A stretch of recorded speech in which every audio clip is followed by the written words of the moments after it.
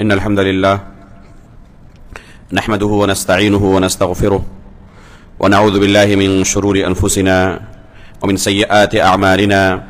من يهده الله فلا مضل له ومن يضلل فلا هادي له، وأشهد أن لا إله إلا الله وحده لا شريك له، وأشهد أن محمدا عبده ورسوله. يا أيها الذين آمنوا اتقوا الله حق تقاته ولا تموتن إلا وأنتم مسلمون.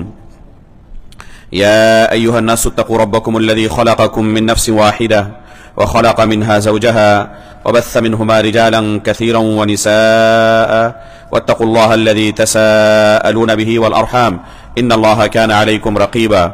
يا أيها الذين آمنوا اتقوا الله وقولوا قولا سديدا يصلح لكم أعمالكم ويغفر لكم ذنوبكم، ومن يطع الله ورسوله فقد فاز فوزا عظيما. أما بعد، فإن أصدق الحديث كتاب الله، وأحسن الهدي هدي محمد صلى الله عليه وسلم، وشر الأمور محدثاتها، وكل محدثة بدعة، وكل بدعة ضلالة، وكل ضلالة في النار. محترم مکرم حاضرین مجلس، ہم اللہ رب العالمین کا شکریہ ادا کرتے ہیں کہ اللہ رب العالمین نے ہمیں اس کی ذات اور صفات سے متعلق کچھ جاننے اور سیکھنے کے لیے دوبارہ یہ مجلس منعقد کرنے کی توفیق عطا فرمائی. یہ اس موضوع پر ہماری دوسری مجلس ہے. اس سے پہلے کئی مہینہ پہلے اس کی پہلی مجلس اسی مسجد میں منعقد کی گئی تھی، جب یہ کتاب منظر عام پر نہیں آئی تھی، جب مسودے کی شکل میں تھی. تو طباعت سے پہلے ہی اس کی شرح اس مسجد میں کی گئی تھی. البتہ کتاب مکمل کرنا اس ایک مجلس میں ممکن نہیں ہوا تھا. تقریباً آدھے حصے تک ہم پہنچے تھے. اللہ کے فضل و کرم سے آج یہ دوسری مجلس منعقد کی گئی ہے، جس میں ہم اس کتاب کی شرح مکمل کرنے کی کوشش کریں گے. اللہ کے فضل سے کتاب اب چھپ چکی ہے، اور الحمدللہ اس کی طباعت دارالعبادلہ سے ہوئی ہے، اور الحمدللہ بہت اچھے کوالٹی کے ساتھ 8 پیپر میں اس کو چھاپا گیا ہے. جن کو ضرورت ہو وہ دارالعبادلہ سے رابطہ کر کے اس کتاب کو حاصل کر سکتے ہیں. گزشتہ درس میں ہم وَلَا يَسْتَحْيِي مِنَ الْحَقِّ یہاں تک پہنچے تھے، صفحہ نمبر 6 کہ بالکل وسط میں يَفْرَحُ بِتَوْبَتِهِمْ وَيَسْتُرُ عَلَيْهِمْ وَيَعْفُو عَنْهُمْ وَيَغْفِرُ لَهُمْ وَيَرْحَمُهُمْ وَمَنِ اسْتَحْيَا يَسْتَحْيِي مِنْهُ وَلَا يَسْتَحْيِي مِنَ الْحَقِّ. یہاں تک گزشتہ درس میں ہم پڑھ چکے تھے، یہاں تک شرح کی جا چکی تھی. اس کے بعد کا جو حصہ ہے انشاءاللہ آج کے درس میں وہاں سے پڑھنا شروع کریں گے. لیکن اس سے پہلے کہ ہم اگلی عبارت پڑھیں، بنیادی طور پر اللہ رب العالمین کے اسماء و صفات کے باب میں اہل سنت والجماعت کا جو اصولی قاعدہ ہے اسے دوبارہ دہرانا ضروری محسوس کرتا ہوں، اس لیے کہ ایک لمبا وقفہ ہو چکا ہے. ہو سکتا ہے بہت سارے لوگوں کے ذہن سے بات نکل چکی ہو، اور اسی اصول کی بنیاد پر، اسی قاعدے کی بنیاد پر ہی آگے کی تمام باتیں ہم سمجھیں گے. لہذا اس قاعدے کا دوبارہ دہرانا ضروری ہے. اس شروع میں کتاب کے ہم نے یہ قاعدہ بیان کیا ہے کہ اللہ رب العالمین کے جتنے اسماء ہیں، اللہ رب العالمین کی جتنی صفات ہیں، اہل سنت والجماعت ان تمام ناموں پر اور ان تمام صفات پر ایمان لاتے ہیں. جو کچھ اللہ رب العالمین نے اپنے لیے قرآن کریم کے اندر بیان کیا ہے، یا اللہ کے رسول صلی اللہ علیہ وسلم نے اپنی حدیث کے اندر بیان کیا ہے، اہل سنت والجماعت ان تمام ناموں اور ان تمام صفات پر ایمان رکھتے ہیں 4 اہم قیود اور شروط کے ساتھ. جو بھی اللہ نے بیان کیا اپنے لیے قرآن میں، اللہ کے رسول نے اللہ رب العالمین کے لیے احادیث میں بیان کیا ہے، ان تمام ناموں پر، ان تمام صفات پر ہم ایمان لاتے ہیں، لیکن 4 قیود کے ساتھ، 4 شروط کے ساتھ. پہلی شرط ہے کہ ہم تحریف نہیں کرتے. جو بھی اللہ رب العالمین کے نام یا اس کی صفات وارد ہیں ان میں تحریف نہیں کرتے. من غیر تحریف ولا تعطیل ومن غیر تکییف ولا تمثیل. یہ 4 قیود ہیں، تحریف، تعطیل، تکییف اور تمثیل نہیں کرتے. ان میں سے ہر ایک کے اندر بدعتی جماعتیں واقع ہوئی ہیں. بعض لوگ اللہ رب العالمین کے تعلق سے جو قرآن کے اندر دلیلیں موجود ہیں یا अहादीस के अंदर दलीलें मौजूद हैं, उनमें या तो तहरीफ करते हैं या उनकी तातील करते हैं या तकईफ करते हैं या तमसील करते हैं। चारों में से किसी ना एक में, एक बिदअत में वो जरूर वाक़ होते हैं। क्या माना इन अल्फाज का? हमने गुज़श्ता दर्स में शरह की थी, मुख्तसर फिर दोहरा देते हैं। तहरीफ का माना होता है बदलना, तो अहले सुन्नत वल जमात उसे बदलते नहीं हैं, जो वारिद हुआ है उसी पर ईमान लाते हैं।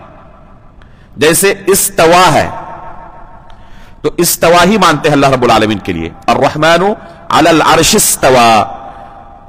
अहले बिदअत इसे इस्तौला कर देते हैं, कहते हैं कि यहां इस्तवा इस्तौला के माने में है, तो यह तहरीफ हुई। कुरान में अल्लाह ने फरमाया वकल्लमल्लाहु मूसा तकलीमा, मूसा अलैहिस्सलातु वस्सलाम ने अल्लाह ताला से कलाम, अल्लाह रब्बुल आलमीन ने मूसा अलैहिस्सलातु वस्सलाम के साथ कलाम किया। तो कल्लमल्लाहु हा के ज़म्मे के साथ, अल्लाह फाइल है, यहां पर कलाम करने वाले अल्लाह रब्बुल आलमीन है। तो इसी तरह हम ईमान लाते हैं कि यहां अल्लाह रब्बुल आलमीन का कलाम करना साबित होता है। अहले बिदअत क्या करते हैं? कल्लमल्लाहु को बदल देते हैं जबर से, पेश को जबर से बदलते हैं और कहते हैं कल्लमल्लाह, यानी अल्लाह ने कलाम नहीं किया, मूसा अलैहिस्सलाम ने कलाम किया। तो अल्लाह रब्बुल आलमीन के कलाम की नफी करने के लिए इस तरह बदलते हैं वो, तो इसे तहरीफ कहते हैं। लफ्ज के अंदर भी तहरीफ हो सकती है, माने के अंदर भी तहरीफ हो सकती है। अहले सुन्नत वल जमात अल्लाह रब्बुल आलमीन के सिलसिले में इस तहरीफ से काम नहीं लेते। जो अल्लाह ने बयान किया है, जो अल्लाह के रसूल ने बयान किया है, उस पर ईमान लाते हैं, तहरीफ के शिकार नहीं होते। वला तातील, और तातील भी नहीं करते। तातील कहते हैं इनकार करने को, ये किसी भी सिफत का इनकार नहीं करते। ये अल्लाह रब्बुल आलमीन के सिलसिले में ना किसी सिफत का इनकार करते हैं और ना अल्लाह रब्बुल आलमीन के किसी नाम का इनकार करते हैं। जो अल्लाह रब्बुल आलमीन ने बयान किया उस पर ईमान लाते हैं। अहले बिदअत का तरीका यह है कि अल्लाह रब्बुल आलमीन के लिए इन सिफात को वो नहीं मानते। आप उनसे पूछेंगे अल्लाह रब्बुल आलमीन के सिफात के बारे में, तो कहेंगे ना अल्लाह रब्बुल आलमीन के हाथ हैं, ना अल्लाह ताला का चेहरा है, ना अल्लाह रब्बुल आलमीन की आंखें हैं, ना अल्लाह रब्बुल आलमीन के कदम हैं। जो अल्लाह रब्बुल आलमीन ने सिफात अपने लिए साबित करार दी है, अल्लाह रब्बुल आलमीन इल्म की सिफत से मुत्तसिफ है, रहमत की सिफत से मुत्तसिफ है, गज़ब की सिफत से मुत्तसिफ है, कलाम करने की सिफत से मुत्तसिफ है, देखने सुनने की सिफत से मुत्तसिफ है। लेकिन अहले बिदअत क्या करते हैं? इन सिफात की तातील करते हैं, इनकार कर देते हैं, नहीं मानते अल्लाह रब्बुल आलमीन के लिए इन सिफात को। तो ये मुअत्तिला का फिरका है, इनको कहते हैं मुअत्तिला, इनकार करने वाले। बाद लोग बाद सिफात का इनकार करते हैं, बाद को साबित मानते हैं, तो इनके अंदर भी तातील मौजूद है। अहले सुन्नत वल जमात ऐसा नहीं करते, किसी भी सिफत का, किसी नाम का इनकार नहीं करते। इसी तरह वमिन गैर तकईफिन वला तमसील, अल्लाह रब्बुल आलमीन की सिफात की कैफियत बयान नहीं करते। अगर कोई सवाल करे कि कैसे, तो कहते हैं अल्लाह रब्बुल आलमीन ने इसका जवाब नहीं दिया है। अगर जरूरी महसूस होता तो अल्लाह ताला खुद बयान करते, अल्लाह के रसूल खुद बयान करते, या कम से कम सहाबा इकराम पूछते तो अल्लाह के रसूल जवाब देते, सलफ़े सालिहीन पूछते सहाबा इकराम से, ताबईन पूछते, लेकिन उन्होंने नहीं पूछा, अल्लाह ताला ने नहीं बयान किया है। इसलिए हमें भी यह हक नहीं पहुंचता कि हम अल्लाह रब्बुल आलमीन के बारे में यह सवाल करें कैसे। ये कैसे का सवाल अल्लाह रब्बुल आलमीन के बारे में नहीं किया जाएगा, कैफियत का सवाल अल्लाह रब्बुल आलमीन के बारे में नहीं किया जाएगा। ये कैफियत का सवाल करना अहले बिदअत का तरीका है। तो अल्लाह रब्बुल आलमीन की जो भी सिफात है, अगर कोई पूछे कि अल्लाह रब्बुल आलमीन के हाथ हैं कैसे, तो हम कहेंगे हम कैफियत नहीं बयान कर सकते। अल्लाह रब्बुल आलमीन कलाम करते हैं, कोई पूछे कैसे कलाम करते हैं, तो अल्लाह रब्बुल आलमीन ने उस कैफियत को बयान नहीं किया है। तो अल्लाह रब्बुल आलमीन के बारे में, कैफियत के बारे में सवाल नहीं किया जा सकता, कैसे के बारे में सवाल नहीं किया जा सकता। तो हम ईमान लाते हैं जैसे अल्लाह रब्बुल आलमीन की शान के लायक है, उसकी खबर अल्लाह ने हमें नहीं दी है तो हम उसको बयान नहीं कर सकते। गैब की चीज है और गैब के बारे में अपने अक्ल से कुछ बयान नहीं किया जा सकता, तो हम कैफियत भी बयान नहीं करते। वला तमसील, और ना उसकी मिसाल देते हैं। इसको तशबीह भी आप कह सकते हैं, किसी चीज से मिसाल देकर भी हम नहीं समझा सकते, किसी चीज से तशबीह देकर नहीं समझा सकते हम। मसलन अल्लाह रब्बुल आलमीन की आंखें हैं, अल्लाह रब्बुल आलमीन का चेहरा है, कोई अगर पूछे कि कैसे है, तो हम मिसाल नहीं दे सकते। اس کی تشبیہ نہیں دے سکتے کسی مخلوق سے. کسی مخلوق کی جب تشبیہ دینی ممکن نہیں ہے ایک ہی صفت کے اندر، تو مخلوق اور خالق کے درمیان مثال دینا ممکن ہوگا؟ خود ایک ہی صفت کے اندر مخلوق اور مخلوق میں کوئی مماثلت نہیں ہے، مشابہت نہیں ہے. مثال کے طور پر ہاتھ صفت ہے ایک. اللہ رب العالمین نے چیوٹی کو بھی دیا ہے، ہاتھی کو بھی دیا ہے، ہاتھ اور پیر. اگر کسی نے ہاتھی نہ دیکھا ہو، صرف چیوٹی دیکھی ہو، اور اس کو کہا جائے کہ ایک اور مخلوق ہے اس کا نام ہاتھی ہے اور اس کے بھی ہاتھ پیر ہوتے ہیں، اس نے دیکھا نہیں ہاتھی کیسا ہے اور وہ سمجھے کہ چیوٹی کی طرح ہی ہوگا، تو اس کا سمجھنا درست ہوگا؟ حالانکہ اس کے بھی ہاتھ ہیں، اس کے بھی ہاتھ ہیں، اس کے بھی پیر ہیں، اس کے بھی پیر ہیں. لیکن کیا دونوں کے ہاتھ اور پیر میں کوئی مشابہت ہے، کوئی مماثلت ہے؟ کوئی مماثلت، کوئی مشابہت نہیں. تو جب ایک مخلوق کی تشبیہ دوسرے مخلوق سے ہم نہیں دے سکتے تو خالق اور مخلوق کی تشبیہ دی جا سکتی ہے؟ اللہ رب العالمین نے قرآن کریم کے اندر فرمایا لیس کمثلہ شیء وہو السمیع البصیر، کہ اللہ رب العالمین کی طرح کچھ بھی نہیں ہے. کسی چیز سے اللہ کی تشبیہ نہیں دے سکتے، ہم مثال بیان نہیں کر سکتے. اور اللہ رب العالمین سننے والا ہے، اللہ رب العالمین دیکھنے والا ہے. تو اللہ نے مثال کی نفی بھی کی اور ساتھ میں سننے اور دیکھنے کو ثابت بھی کیا. حالانکہ دیکھنے اور سننے کی طاقت مخلوق میں بھی ہے، لیکن اللہ رب العالمین کا دیکھنا مخلوق کے دیکھنے کی طرح نہیں. مخلوق کے اندر جو صفت ہوتی ہے اس میں نقص ہوتا ہے، عیب ہوتا ہے، کمی ہوتی ہے، خلل ہوتا ہے. لیکن اللہ کے پاس جو صفات ہیں، اللہ کی صفات میں کسی طرح کا کوئی عیب نہیں ہے، کوئی خلل نہیں ہے. اسی لیے ہم دعا کرتے ہیں سبحان اللہ لا الہ الا انت سبحانک انی کنت من الظالمین، سبحان اللہ وبحمدہ سبحان اللہ العظیم، سبحان اللہ عدد خلقہ ورضا نفسہ وزنۃ عرشہ ومداد کلماتہ. کتنی دعائیں ہیں جو سبحان اللہ سے شروع ہوتی ہیں یا ان دعاؤں کے اندر سبحان کا لفظ موجود ہے. کیا معنی اس کا؟ کہ ہم کیا کرتے ہیں؟ اللہ رب العالمین کی پاکی بیان کرتے ہیں. ہم اپنے رب کی پاکی بیان کرتے ہیں کہ ہمارا رب پاک ہے ہر طرح کے عیب سے. تو اللہ رب العالمین کی جتنی صفات ہے وہ تمام صفات عیب سے پاک ہیں. اللہ رب العالمین کی صفات میں کسی طرح کا کوئی خلل، کمی اور نقص اور عیب نہیں ہے. تو یہ ہم عقیدہ رکھتے ہیں اللہ رب العالمین کے ناموں کے سلسلے میں اور اس کی صفات کے سلسلے میں. جو بھی قرآن میں آیا ہے ہم ایمان لائیں گے، حدیث میں آیا ہے ایمان لائیں گے، لیکن 4 قیود کے ساتھ.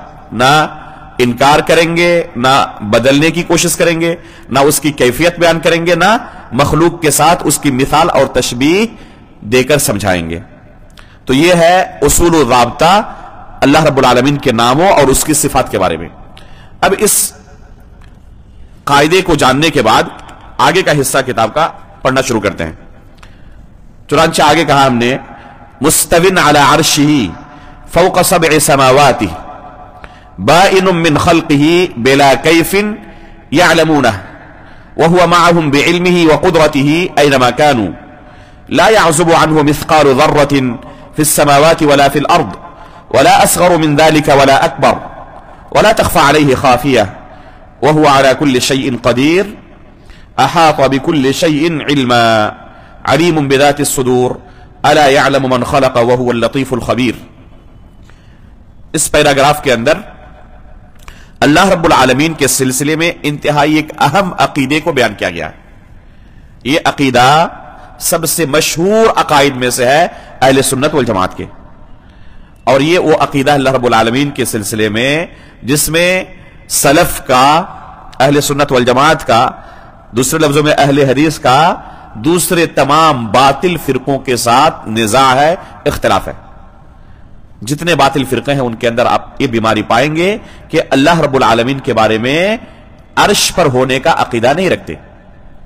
اہل سنت والجماعت کا عقیدہ ہے کہ ہمارا پروردگار عرش پر مستوی ہے، مستوٍ علی عرشہ، کہ ہمارا پروردگار عرش پر مستوی ہے.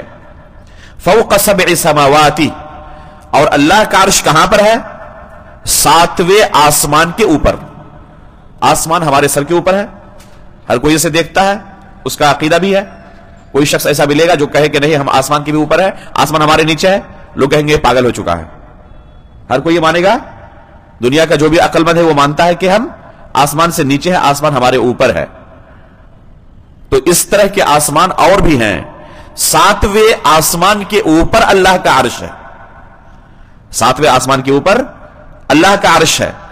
مخلوقات میں عرش سب سے بلند مخلوق ہے.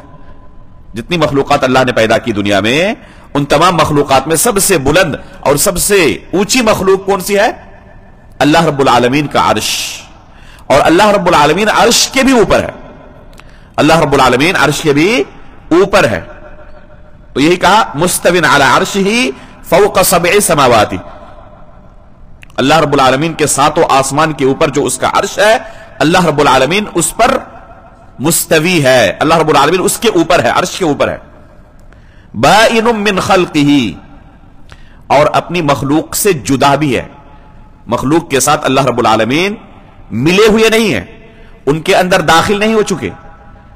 یہ عقیدہ کہ اللہ رب العالمین مخلوق کے اندر داخل ہو چکے ہیں، جیسے یہ مخلوق ہے اور اس کے اندر اللہ ہے، تو اس مخلوق کے اندر اللہ رب العالمین ہوئے.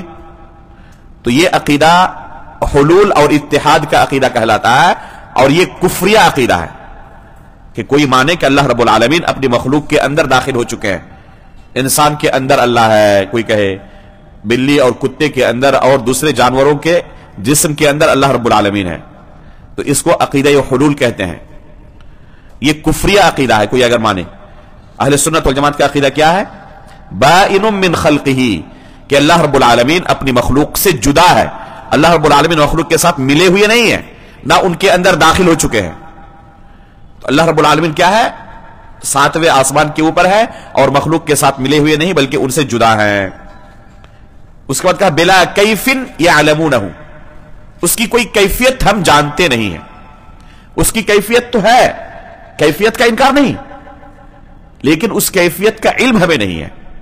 اس کی کیفیت ہے جیسے کہ اس کی شان کے لائق ہے، لیکن اگر کوئی ہم سے وہ کیفیت پوچھے تو ہم عدم علم کا اعتراف کرتے ہیں کہ ہم اس کیفیت کے بارے میں جانتے نہیں، کیونکہ اللہ نے ہمیں خبر نہیں دی، اللہ کے رسول نے خبر نہیں دی. سرے سے کیفیت کا انکار نہیں کرتے. جیسے کوئی اگر پوچھے کہ اللہ رب العالمین کے عرش پر ہونے کی کوئی کیفیت ہے یا کوئی کیفیت ہی نہیں ہے، تو ہم کیا کہیں گے؟ کیفیت ہی نہیں ہے؟ یہ نہیں کہیں گے.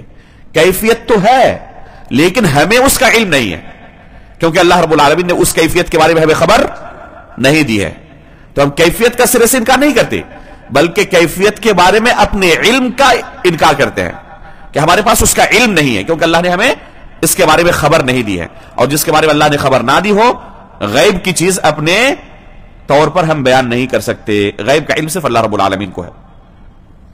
اس کے بعد کہا وَهُوَ مَعَهُمْ بِعِلْمِهِ وَقُدْرَتِهِ أَيْنَمَا كَانُوا، اللہ رب العالمین اپنے علم اور اپنی قدرت کے حساب سے ان کے ساتھ بھی ہے جہاں کہیں وہ ہوتے ہیں.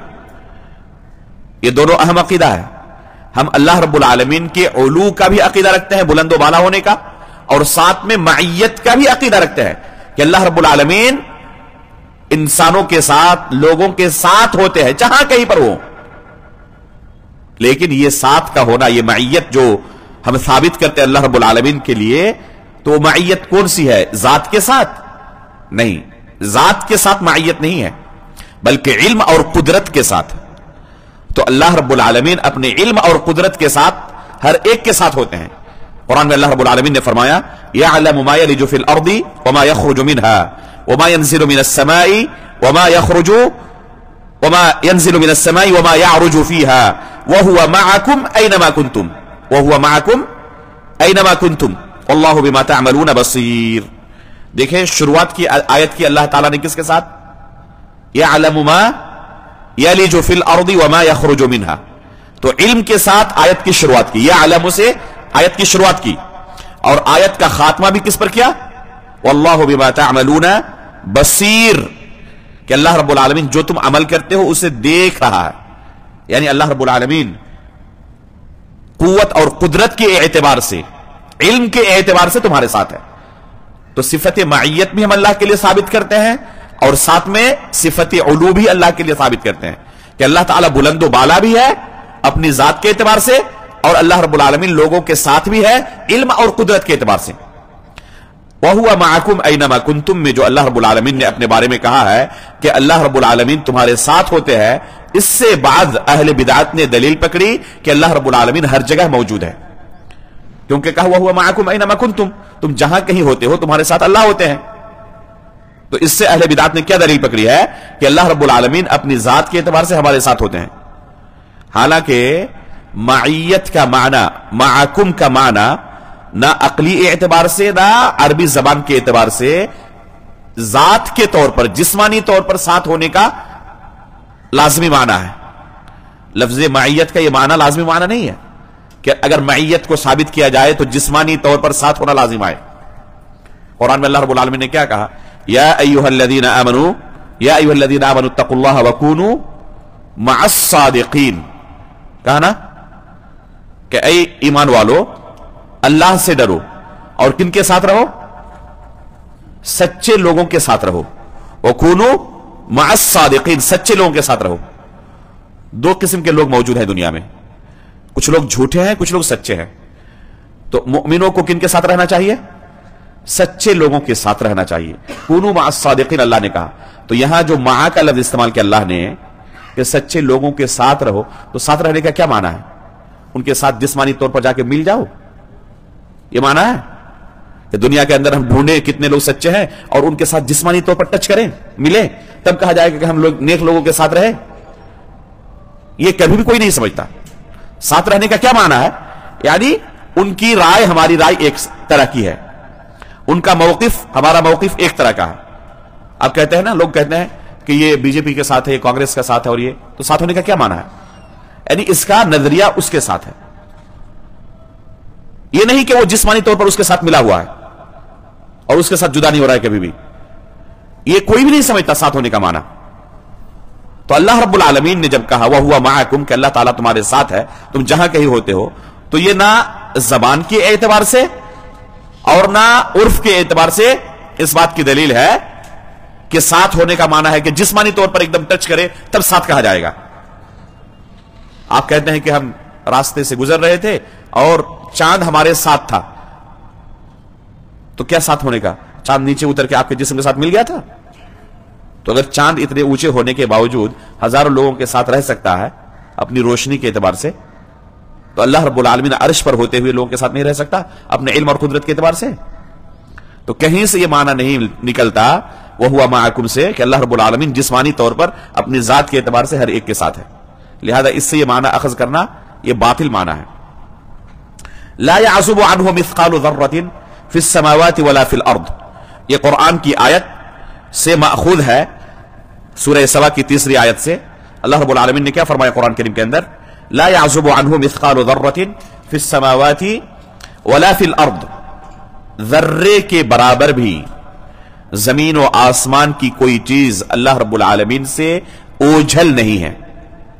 ولا اصغر من ذلك ولا اکبر، نہ ذرے سے کوئی چھوٹی چیز یا اس سے بڑی چیز، چاہے وہ ذرے سے چھوٹی ہو چاہے ذرے سے بڑی ہو، کوئی بھی چیز زمین و آسمان میں اللہ رب العالمین سے اوجھل نہیں ہے.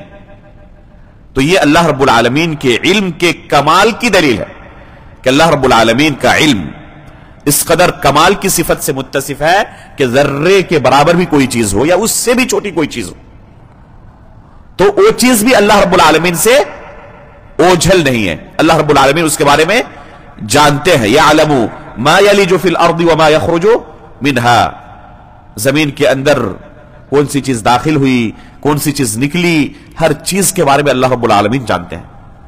یعلم ما فی البر والبحر، خشکی کے اوپر کیا ہے، دریاؤں کے نیچے اندر کیا ہے، ہر چیز کے بارے میں اللہ رب العالمین جانتے ہیں.